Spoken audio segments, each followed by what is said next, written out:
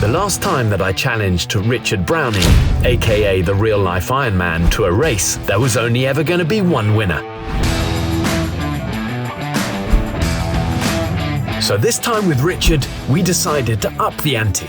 And instead of racing around a field, we're going to do it across the sea, in big waves, driving wind and rain, to see how good this Jetsuit really is. What I didn't know is that this day was going to have a whole host of twists and turns. I've got something for you, which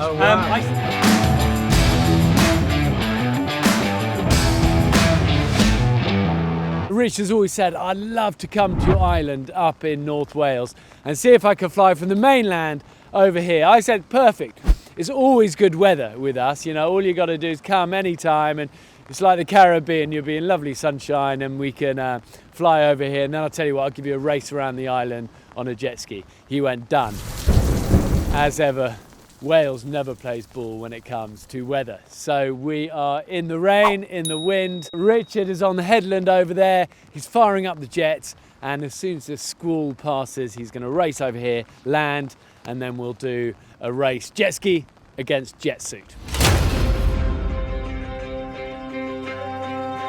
The thing about Richard, you always know when he's coming for dinner or going to steak. You can hear him long before you can see him.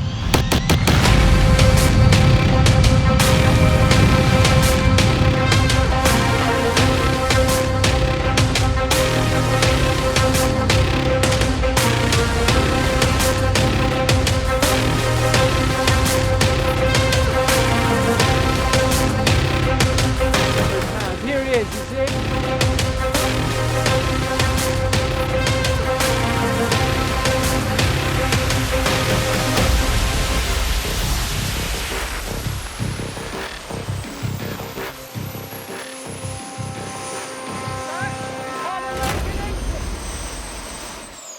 You all right? Yeah, very good, thank you. We found a little weather window, so Yeah, because it was really pretty stormy. It was like lashing here. yeah, nothing compared to your storms recently, though, right? I mean, Yeah, we've had a few crazy storms, but that was amazing seeing you low level flying across the sea. oh, it's always fun, kind of skimming the water like that. Yeah, you How have to did keep that judging. feel for you? Because you do so much. I know you've done so much over lakes and stuff like that, and you've done the aircraft carrier, but it was calm then. Yeah. To do it in wind, this is 30-mile-an-hour wind, rain, rough, remote seas. How does that feel for you? Yeah, every time we fly anywhere in the world, it's 31 countries, then yeah, you just have to pay attention to the conditions. But you know what, once you feel the power come in, you're actually super stable. I can land on moving objects really easily using that power, but you just got to be mindful of any technical issues. That's also why we go low, so that was fun. I've got something for you. It's going to be slightly warm. There we go. Oh, wow. We give a little token, as you know. There's a bronze one for people who have a go, a silver one of these for people who then learn to fly on the tether. You've done that, but actually you managed to fly off the tether, and so this is what we're awarding you, the gold gravity coin, joining the elite gravity Jetsuit pilots, and it'd be great to have you racing in, with us when we built that out as well, and you more than deserve that. So. You are so kind. Well, I've never had gold of anything. We've done one race already,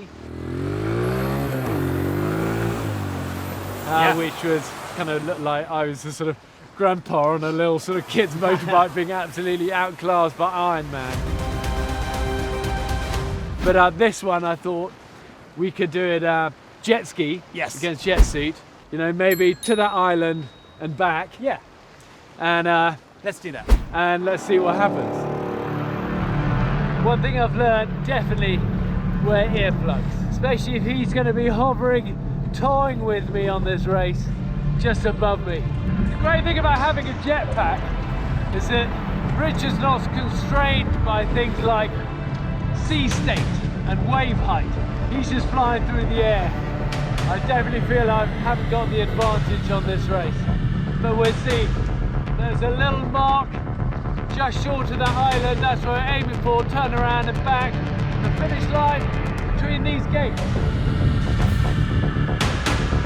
Okay, we're ready.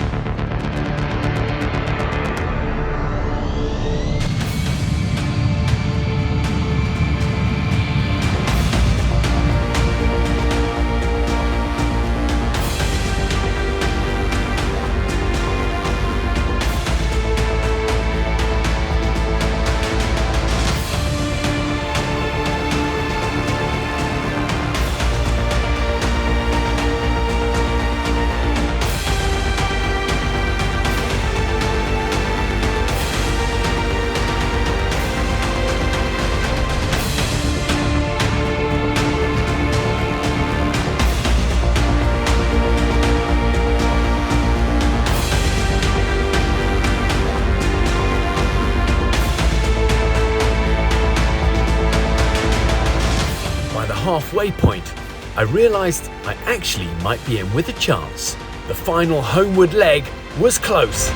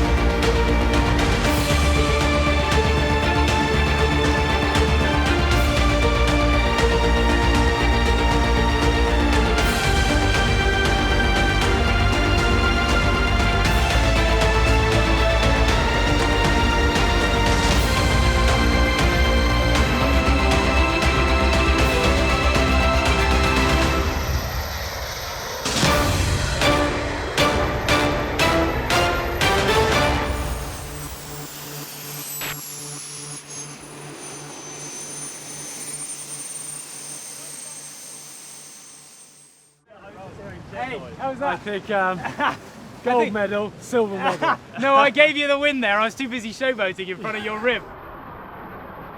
I bet you got a warm blast every now and then. Well, that's what I was going to say. Yeah. The crazy thing is, because I'm taking off on the waves, trying to, manage that, and then I just feel it's like. I was all the time trying to moderate my height because as I vector to try and hold the right altitude, I'm looking at you, looking at the water, trying to anticipate the wind and everything. Yeah. That's quite challenging to get really close. Right Really? towards the end, I went really close to you. Yeah, it's Yeah, that was amazing. fun. And do you get more nervous over land or sea? See, well, water generally is nice because you know that if there's a technical issue and you fall in the water, the life jacket goes off. This is all buoyant as well. So that's buoyant, and you're dependent on that going off. You're pretty buoyant without it, but Okay. yeah, it's not a fun So day you out. wouldn't sink like an absolute stone. No, not at all. I mean, this is all solid. There's buoyancy built into the suit as well. So We do a lot of paramotoring, and we always thought that if you went into the sea paramotoring, you might have a few seconds, but a friend of ours went in, and he said literally sank like a stone. Before we knew it, he sat on the bottom of the sea. It was only 20 foot deep, but he sat on his paramotor on the bottom of the sea, and he was a scuba guy, and he knew how to get out, and he's fine. But it's like, so it makes me very nervous flying overseas. there's enough neutral buoyancy in this that you are not going to sink. Have you crashed into water? Any of your team crashed into water? I must have done it 5 or 6 times. Oh, really? Like, the rest why? of the team, What's happened? I mean, this is in the early days, like in the very first Guinness World Record I did. We were trying to push the speed, and at the very end, I just pushed it too fast. As I cornered, I just gradually lost altitude. We didn't have the power adjustment facility we have now. And I just gradually slid into the water. Chasing a moving object like you, then I want a lot more power to be able to respond. I just think you're amazing. You're amazing, Well, and all your team, such lovely guys. And from our team and family watching this, you've watched a few of these now with Richard. Have you got any questions? What would you like to ask this man? Oh, I'm not prepared. I'm not prepared. No camera on me.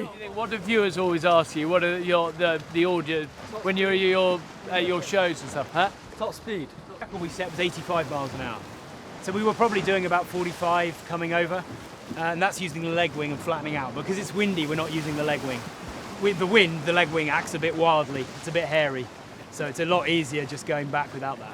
Yeah. I don't want to go too far ahead because I hose you with hot air. Yeah. If I go too far back, if you hit a big wave and splash me, it's not ideal. I got to pull up and get out of the water. So that's fun. It's a good Come on, challenge. guys. This is pretty fun, isn't it? You know, you've seen the future starting here. Next thing you're going to see, we're going to be racing. Come on. Absolutely, yes. You're amazing.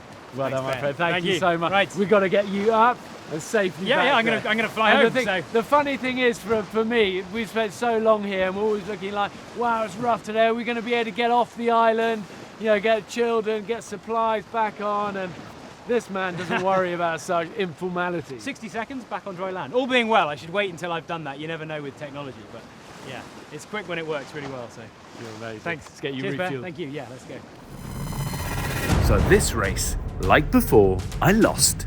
But like all these things, adventure at its heart is about great friends and pushing the boundaries, having each other's back and living to fight another day.